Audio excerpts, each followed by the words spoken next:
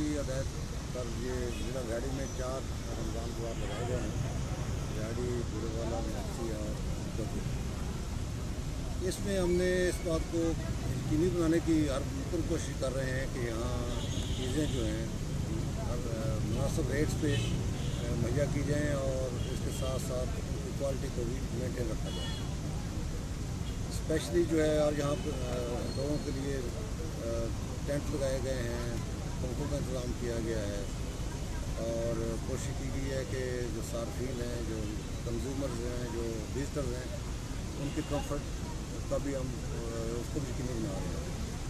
Government ने खातर खा सब्सिडी दी है आटे पे, चीनी पे और स्पेशली जो है 17 आइटम जो एग्रीकल्चर फेयर प्राइस शॉप पे दी जा रही हैं, उनमें से 6 आइटम पे 20 रुपीज़ पर केजी हम सब्सिडी दे रहे हैं, जिसमें लहसुन है, दाल है, नींबू है और इसका केला 20 रुपये दर्जन कम है और बाकी जो है 11 आइटम वो होल सेल रेट पर दे रहे हैं। इस तरह जो आपकी पोल्ट्री है, पोल्ट्री में भी हमने कंसेशन रेट पे दे रहे हैं।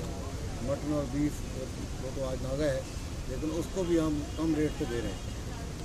तो बाकी इसमें मीडिया बिल्कुल बड़ा पॉजिटिव रोल हमारे साथ कर रहा है। हमें हमारी अच्छी एफर्ट्स को हाईलाइट करते हैं, जहाँ कोई कमी होती है वो हमें बताते हैं और हम उसको रेक्टिफाई करते हैं, उसको बेहतर बनाते हैं। क्योंकि मीडिया के ताउन से के बगैर कोई चीज़ मैं नहीं समझ तक इस बार कर सकती। तो मैं आप सब लोगों का, मीडिया से लोगों का तहे दिल से मशकूर हूँ कि आपने हमारी अच्छी एफर्ट को बिल्कुल अप्रिशिएट भी किया है और हमें निशानदेही भी किया है जहाँ कोई कमी रहेगी।